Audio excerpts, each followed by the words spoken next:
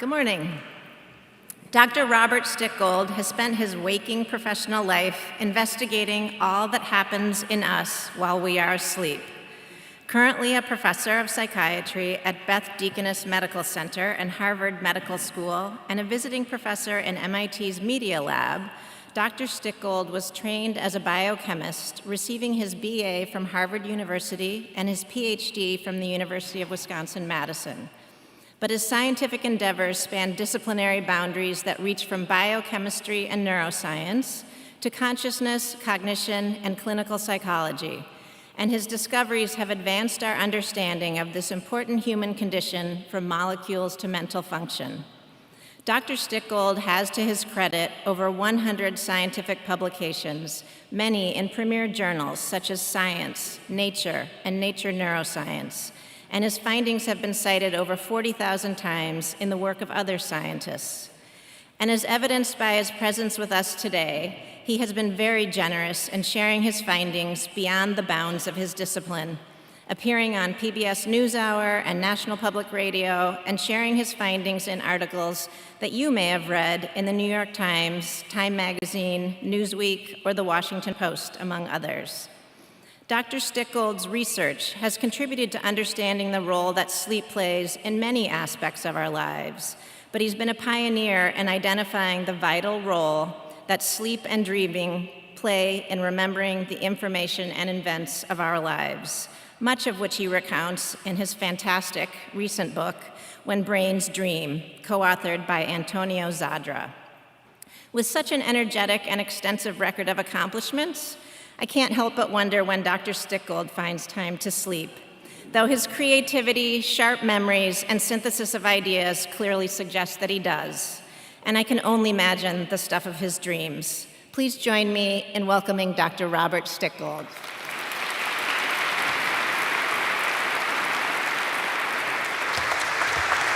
Thank you. Thank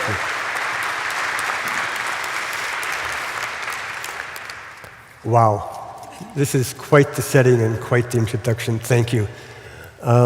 Phil's talking about the importance of sleep and the way we neglect it often reminded me of a story I like to tell about Bill Gates, who once said that his programmers were so dedicated that if they had a deadline coming up, they could program 72 hours straight without sleep.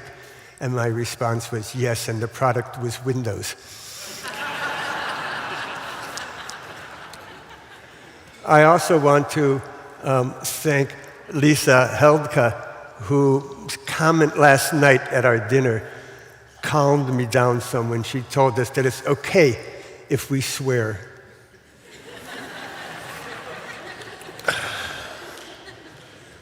I'm not going to go there. No. So I'm going to talk about sleep and memory and dreams and how they all fit together.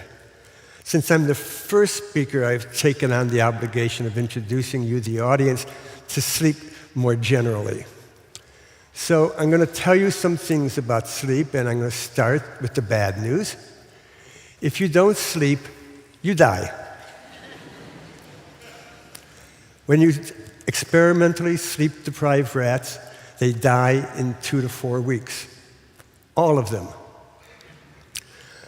Unfortunately, they won't let us do this with human subjects.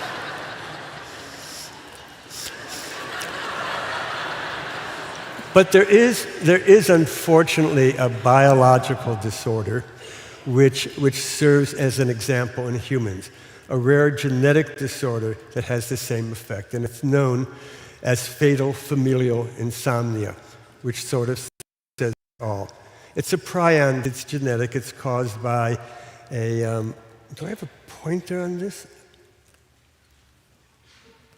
Do I have a pointer? No? No, okay. Over there. It's a genetic mutation in this amino acid. It messes up a cross bridge, causes a conformational change. And somewhere in the 30s or 40s, these people start sleeping less and less, and finally stop sleeping altogether. And after 2 to 3 months without sleep, they die. So Randy was lucky that he only stayed awake 11 days. If you get no sleep the night before a hepatitis A vaccination, you only produce half as much antibody as you would if you had had a normal night of sleep. And that probably goes for COVID vaccinations as well. You lose half the power of those vaccinations by losing one night of sleep. And if you go and get only 4 hours of sleep a night for 5 hours, you start looking pre-diabetic. And by the way, you'll often see citations on the bottom where this actual studies were reported. You can go back to the YouTube later and find them if you want. After 4 hours of sleep for 5 nights, your acute insulin response is down 30%. Your glucose clearance from your blood, if you've taken in a lot of sugar, goes down 40%. And it goes down to 1.5% per minute as opposed to a normal 2.4 per minute. That's what you see in normal, fit young males.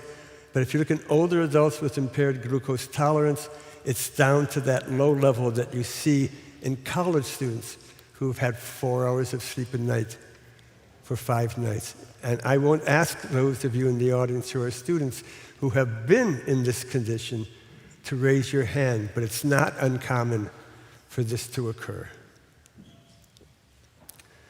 Without sleep, beta amyloid clearance from the brain is reduced by 50%.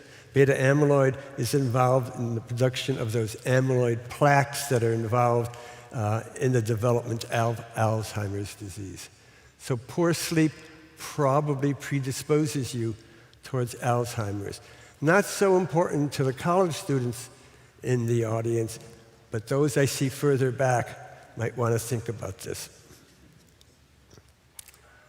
But there's good news too. 70% of our growth hormone is produced during deep sleep.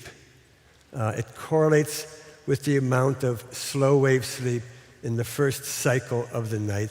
And you can see the amount of growth hormone secreted has this really strong relationship. If you're not getting good sleep as an adolescent, as a child, you're not getting the growth hormone secreted that you need for proper development.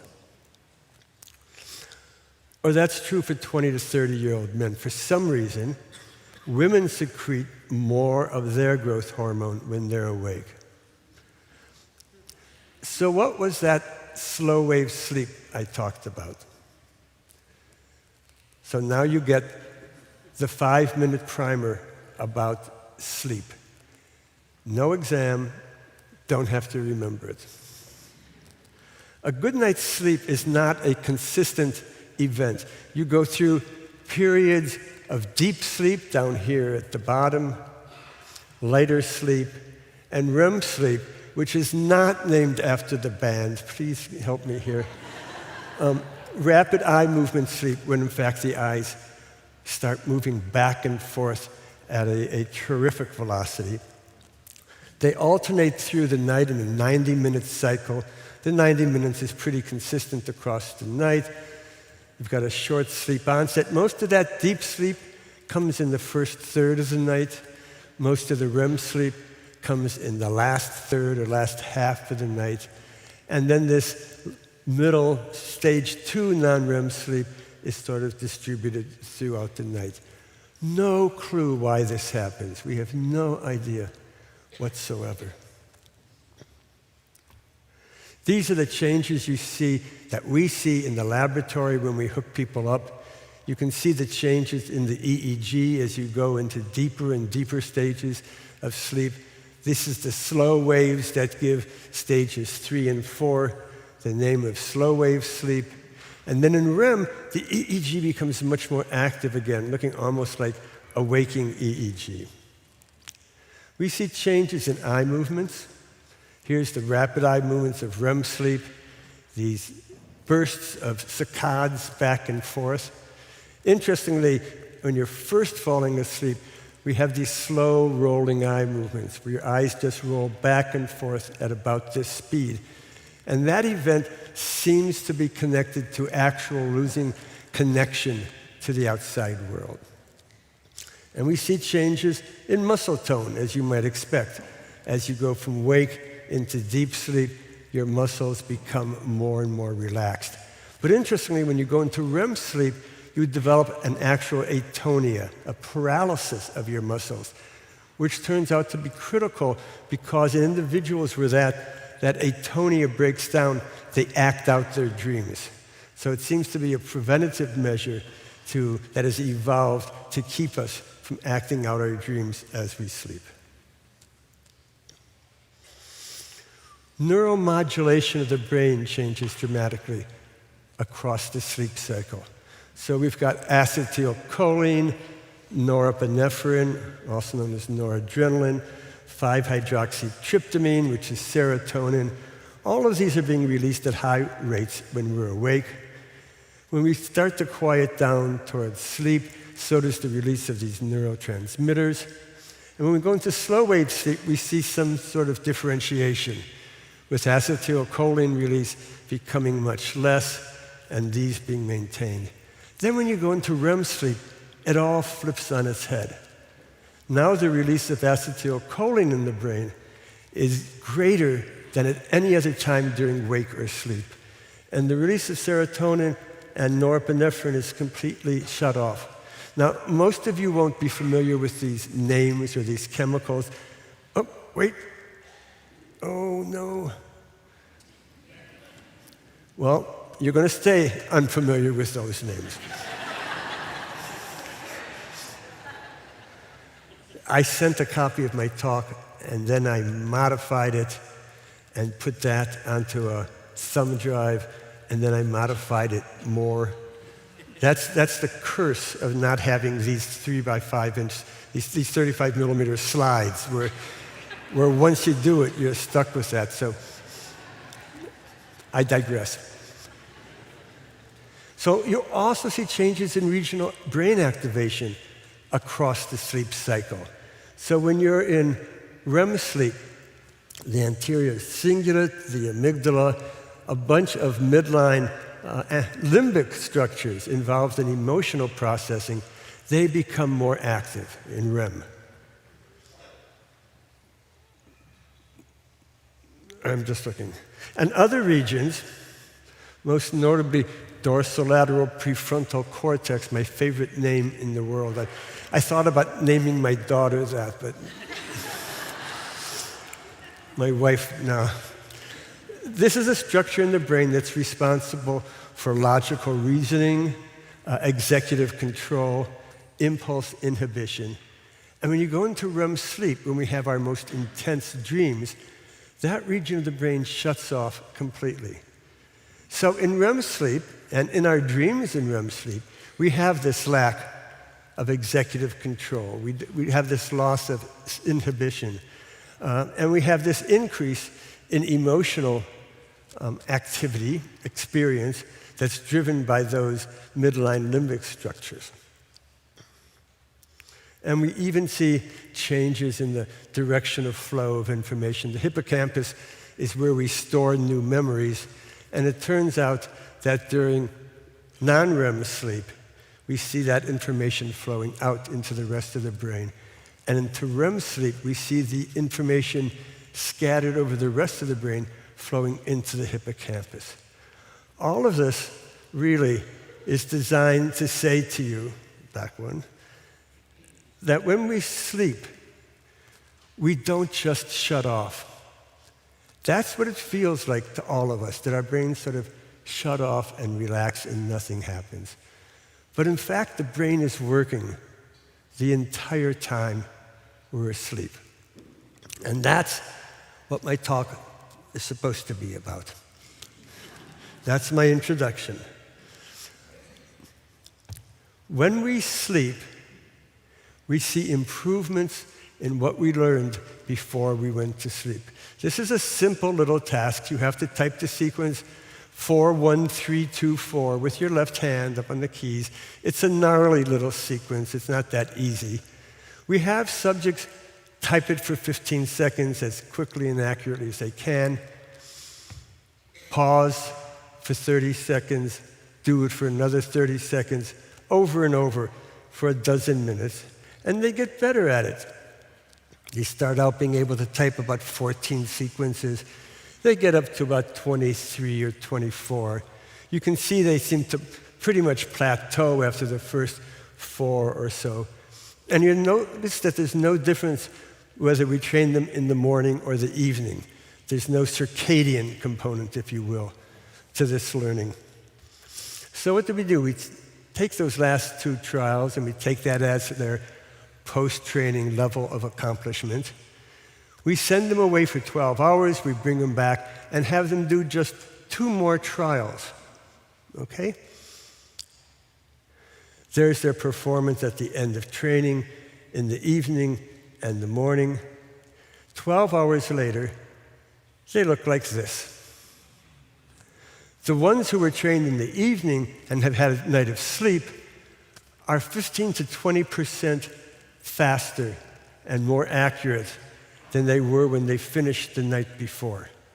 Whereas those who trained in the morning are maybe 1 sequence faster that evening.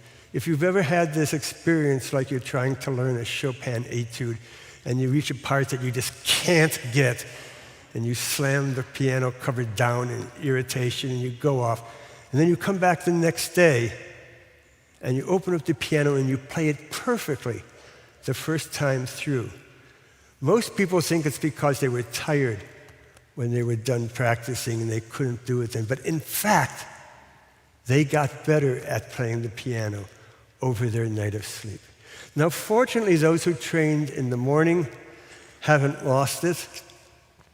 They will, in fact, when they get to sleep that night, get the same improvement. So it's sleep-dependent, not time-dependent. And it correlates with the amount of light stage 2 non-REM sleep that they get in that last part of the night. Okay? This is one example of the kinds of learning, continued learning that can happen while you're sleeping. And this is sort of the simple case. They just get better at what they were doing. But the brain does a lot more than that. The brain will selectively choose to hold on to what's important while you sleep. This is a task where subjects are shown 72 slides. They all involve some background scene and then some central object. In this case, a crashed car. And in half the slides, this central object is a neutral, banal object. And in half the slides, there's something that you would want to avoid. We've got people vomiting. We've got dead cats in the road. This is my after-lunch slide, so that you can keep that meal down. So we asked them to just look at the slide and tell us whether it was a scene they would want to approach or avoid. That's all. And then again, train them in the morning, train them in the evening, send them away for 12 hours, test them again. In this case, we tested some groups right after training. Now, what's clever about this, and Elizabeth Kensinger is the person who developed this, and Jessica Payne was the postdoc in my lab who ran this experiment. I want to say now, because I often forget, you'll often see these people's names next to the start of the description of experiments. These are the people who have done it with me. Whenever I say, I did something, or I learned something, I always mean we. Science is not as narcissistic, arrogant a profession as one might think. It's a community project. In fact, whenever I say, we did something, I mean they did it. So these slides are actually produced in Photoshop. The object is put on the background scene. And when they come back from testing, we take those apart. We show them the car and say, do you remember seeing this car? We show them the background scene. We ask them, do you remember seeing this background scene? And when they come back for testing, we show them a lot that they had seen before and an equal number that they hadn't. For those neutral scenes, which had neutral objects, at just 30 minutes recall, about 80% of the old ones are correctly recognized. For the emotional ones, however, there's this difference. They remember the emotional objects better, but they forget the backgrounds. This is also known as the weapons effect, which drives police departments crazy because victims of crimes can describe a knife or a gun in exquisite detail, but don't remember if the perpetrator had a beard or what color their hair was. Now, we think offhand that's because they're so focused on that, but it's actually more than that. We're going to take 2 more groups of subjects and train them either in the morning or at night, send them away for 12 hours, come back, and only test them after those 12 hours, and compare their performance to the 30-minute groups. Maybe. I want you to know they promised me this wouldn't happen. Help me, tech people. The green light is flashing, and the slide is not moving. Thank you. So for the neutral scenes, it doesn't seem to matter whether it's 12 hours of wake or 12 hours of sleep. They forget something like 6 to 10% of the information that we know they had just 30 minutes after the training. And there's no statistically significant difference. Those amounts are all basically the same. Now, for the emotional scenes across wake, and for their backgrounds, even across sleep, you see a similar 8 to 10% deterioration in memory. But for those emotional objects in the center of those slides, for people who have slept before retesting, they're actually a little bit better. So sleep and not wake provides a strengthening and a stabilizing of the emotional core of the memory, but lets neutral scenes and the neutral background slowly fade away. And this is where our autobiographical memory comes from. This is where our sense of who we are evolves, because this is what we remember. We remember about our lives, right? We remember those emotional cores of events. We remember graduation. If we're a man, all we remember is that we graduated and we were in this big theater of some sort. If we're a woman, we remember what we were wearing as well, because that's what's emotionally important. And those are the memories that we keep across our life. So that's another thing that sleep does, separating the emotional from the unemotional, holding on to that emotional core. Sleep also helps us learn to understand the world. This is a delightful little task. There are 4 cards, and on 200 trials, you're going to be shown 1, 2, or 3 of these cards and asked to predict whether it's going to be sunny or rainy. Not entirely obvious at the start. So a subject starts feeling rather awkward. They see the diamond card by itself, and it turns out sunny. If they're a college student, they say, whatever. Then maybe on the second trial, they see these 2 cards together, and it turns out rainy. And notice, every single one of you is forming a hypothesis in your mind. Most people are thinking, okay, so diamonds are sunny, and whatever that 4th one was, I can't remember, is probably sunny too, and the circles and the triangles are rainy. Okay, I can do this, right? And so the 3rd trial comes along, and they're feeling pretty cocky until it turns out to be rain. And then they think, well, maybe I forgot what happened on the 1st trial.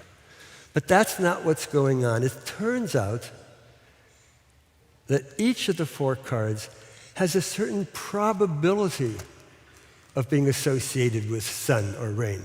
So 80% of the time you see the squares, the outcome's going to be sunny. Whereas when you see the triangles, it's only 20%. But there's still going to be those 20% where it turns out sunny.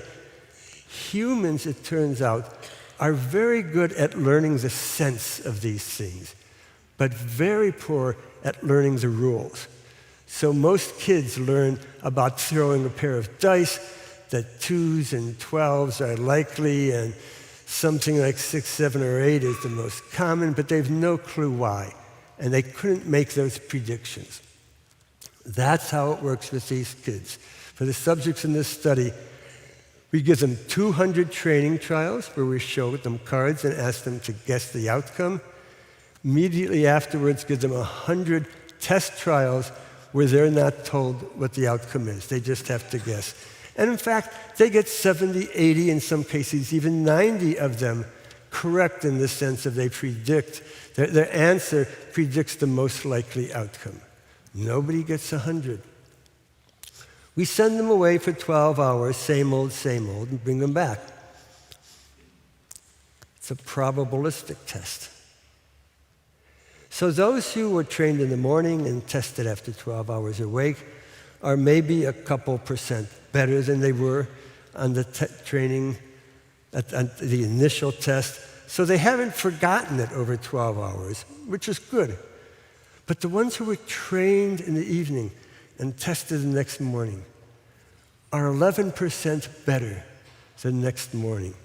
It's actually not an exaggeration to say that these people understand how the world works better when they wake up in the morning than they did when they went to bed the night before.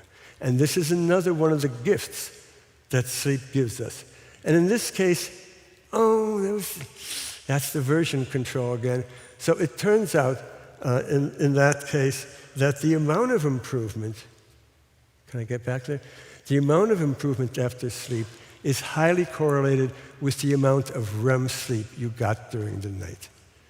So you needed that stage 2 light non-REM sleep for that motor task, 41324. You need REM for this extraction of a model from a large amount of data.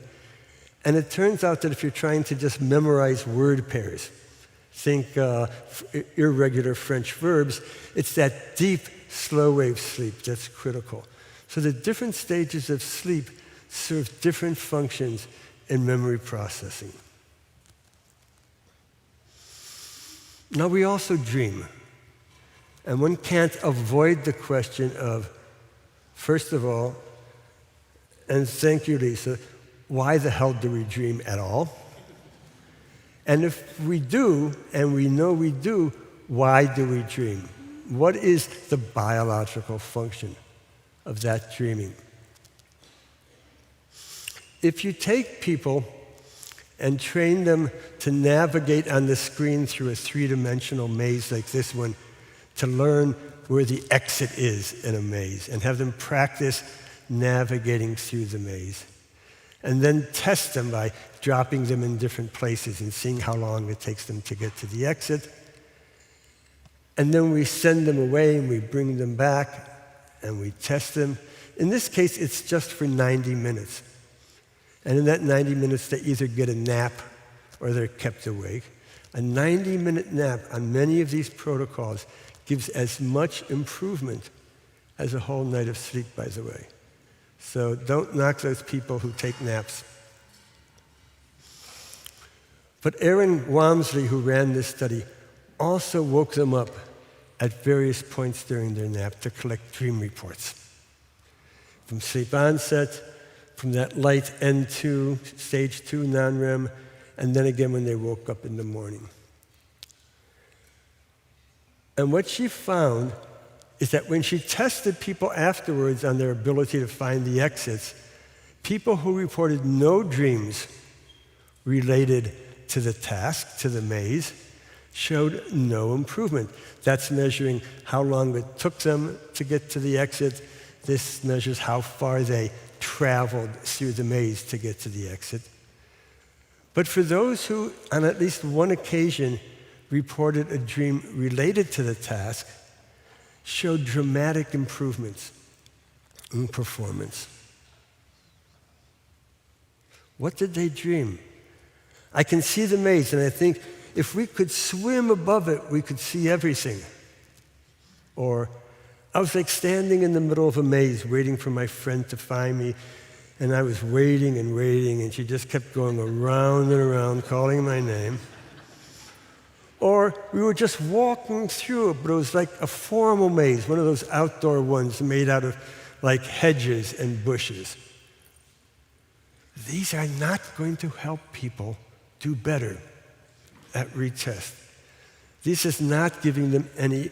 I want to see the report saying, oh, I turned left, and then I turned right, and when I saw this object, I knew I had to go straight. So these are not going to help the people. And yet the people who have these dreams do better.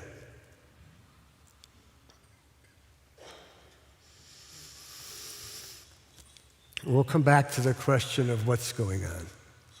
But first, a digression to talk about dream hacking and creativity. Adam Horowitz was a graduate student at MIT who worked with me. Kathleen was actually a freshman when she started working with us on this. Adam developed a mitten that you could wear that could monitor your physiology enough to tell when you fell asleep.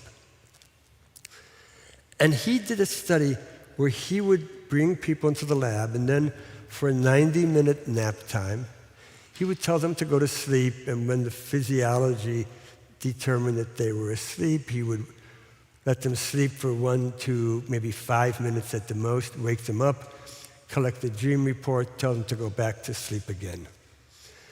After this 90 minutes, there were some tests. But what's important to know is that before they went to sleep each time, he gave them an instruction. For half the subjects, the instruction was just, as you're trying to fall asleep, just pay attention to your thoughts. For the other half, the instruction was, think about a tree. Duh. But it turns out that when he woke people up repeatedly during this 90-minute period, 72% of the dream reports they gave were related to trees. Obviously, in the control condition, there were none, or there might have been one if you stretch what counts as a dream about a tree. So he could get them to dream about what he wanted them to, which is interesting because we don't usually think we can do that, right? By just having them think about it as they're falling asleep. After the 90 minutes, they got up, they had a glass of water, and he gave them 3 tests of creativity. One was a creative storytelling task where they've got 5 minutes to write a creative story about a tree. The second is the alternate use task. Tell me all the alternate uses you can think of for a tree. What could you do with a tree? Someone came up with, a toothpick for a giant. Okay, but they came up with all these banal to wacky uses. And the third is a verb generation task where he would give them words like tree, branch, limb, leaf, or neutral words like dog, fish, book, and ask them to come up with a verb to go after it. So it might be tree grows, branch breaks, leaf falls. And then he and other judges look at how creative those verbs are, how unexpected those verbs are. And it turns out for the people who were told to think about a tree before they fell asleep, compared to those who were just told to think about their thoughts, pay attention to their thoughts, those who were thinking about a tree were more creative on all 3 of these tasks. So you can you've got this messy situation. They're being primed for a talk every 8 to 12 minutes, 1 to 5 minutes after sleep onset. And when I didn't tell you, there were 2 control groups who didn't sleep at all, but were periodically told either to think about their thoughts or think about a tree. And then those 2 conditions, and then sleep or wake. So that was the experiment, and when he looked at it at the end, what he found is that the creativity index for the sleep incubation, dream incubation condition was much higher than for the sleep no incubation, just pay attention to your thoughts, and more than the wake groups, even if they were thinking about a tree. So thinking about a tree before you fall asleep helps you be more creative about it afterwards. And in some ways, this wasn't surprising. Thomas Edison had a chair in his office, an armchair with a tin pan on the floor. And when he reached some point trying to come up with an invention and hits a spot where he's stuck, he would go sit in this chair, put his arm on the armrest, hold the spoon over the plate, and let himself drift off to sleep thinking about the problem. Of course, as he fell asleep, the muscle would relax, the spoon would fall and wake him up. And he insisted that he almost always had the solution to his problem when he woke up. Salvador Dali did the same thing. He actually wrote this wonderful piece where he said, "You have to sleep for exactly a quarter of a second. That's how long it takes the spoon to fall." And I didn't get to ask him yet, but how long have you been asleep before the spoon actually falls? But in that sleep onset moment, he found creative solutions for his work as Edison did for his own. We got it for trees, and I would say to all of you in the audience, try this. You will discover that it actually works. And here's just showing, this is a geeky slide. This is the probability that the improvements seen in the different tests had been seen just by chance, and the numbers are vanishingly small. So I said I'd come back to the question of why do we dream? And I'll put in the plug for my book with Tony Zadra. But in this book, When Brains Dream, we come up with a new model of dreaming, which we named Nextup. And Nextup stands for Network, wait, did I go too fast? Stands for Network Exploration to Understand Possibilities. Let me walk you through it. We know that dreams are related to memories of recent waking concerns. We all know this, we all experience it. But they don't just replay those memories, right? Like when you remember them during the day. Instead, the brain searches for, discovers, and then activates memories that are related, often only weakly, to those waking events. And then it takes those and builds those into dreams that explore the usefulness of these newly identified associations. I'm driving home from work today, well, not today, one day. I live in Cambridge, Massachusetts. Some jerk runs a stop sign, or almost does, and you know, you gotta do that weave into oncoming traffic to avoid being hit. Nobody's oncoming, so everything's fine. I get home, I tell Debbie, my wife, we're moving to Iowa. Like, Minnesota would be good too. That night I have a dream, and in the dream I'm at an amusement park with my son Adam, and we're on the bumper cars. And he's driving around crashing into everybody he can, and all these other cars are crashing into us. I'm not having a good time. In reality, I actually enjoy bumper cars, but this time I do not want to be there. And I wake up from the dream and I say, oh my God, I had a dream about that near-miss car accident yesterday. Isn't that funny? The question is, what was my brain trying to do? It was taking this found memory, an old associated memory. It was building into a dream, an emotional narrative with me, the dreamer, as the main character, and it's looking at my reaction to it in the dream. And if I react emotionally to it, my brain calculates, well, then this is maybe useful for him in thinking about the event from the day before. And it literally, in the moment, strengthens the connections between those two memories, strengthens the synapses and the neurons that connect those two memories, so that in the morning, whether I remember the dream or not, When I think about the accident I almost had, I say, it's sort of like being on bumper cars, which seems strange that I would think of that, but I do. And then I think, and you know, people really don't get hurt on bumper cars.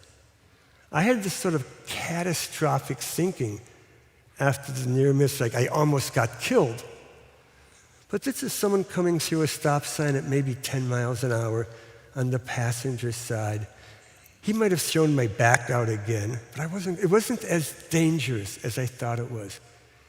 And my brain finding this association and strengthening it during the night is what gives me this insight in the morning to realize that it wasn't as dangerous, that I can stay in Cambridge for a few more years.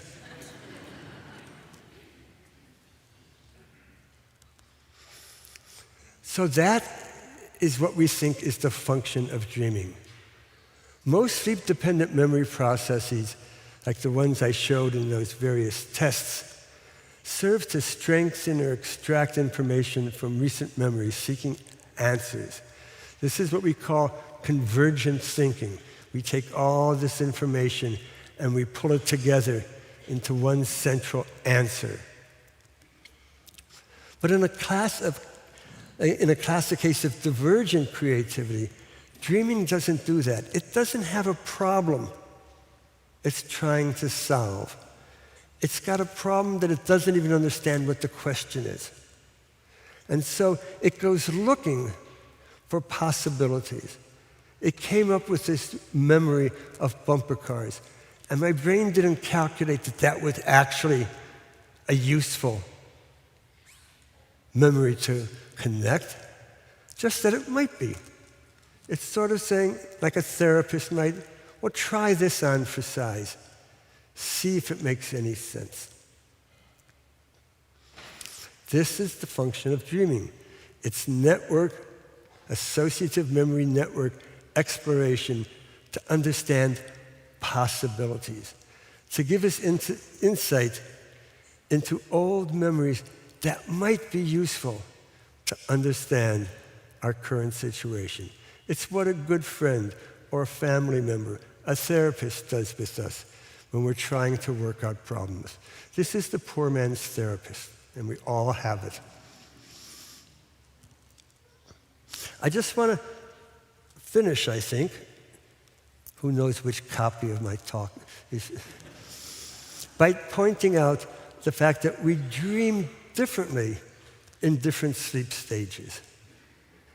It turns out,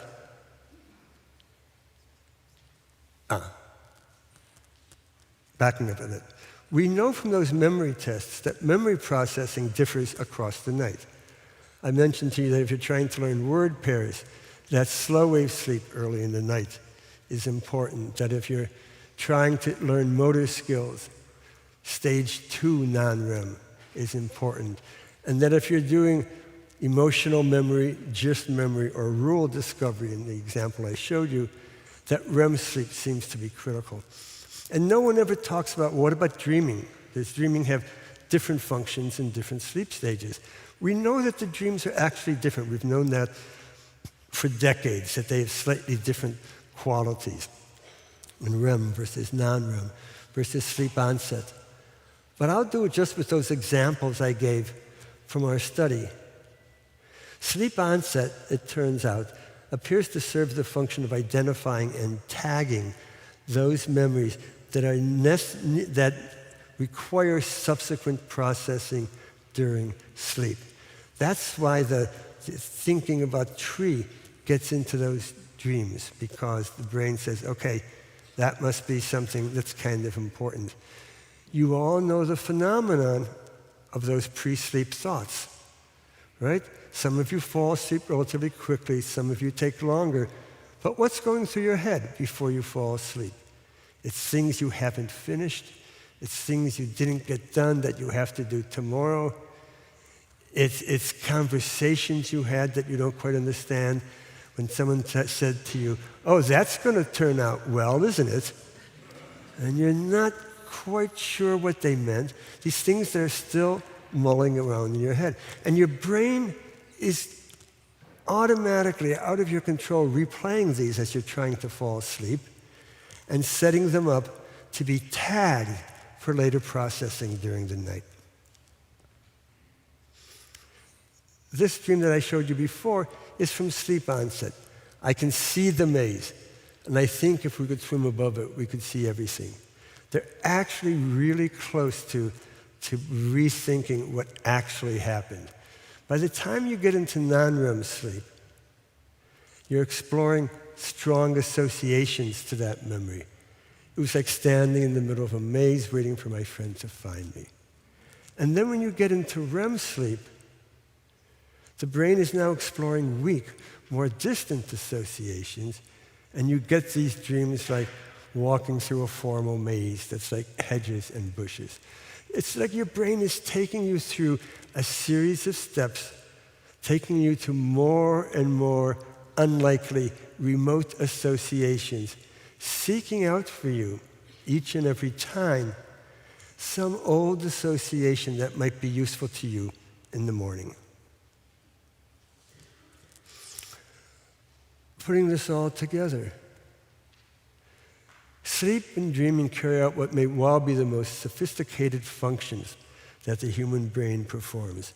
It's the building of a model of ourselves and of the world that provides clues to the course of our future, and by shaping our autobiographical memory, creates the meaning within our life. Thank you.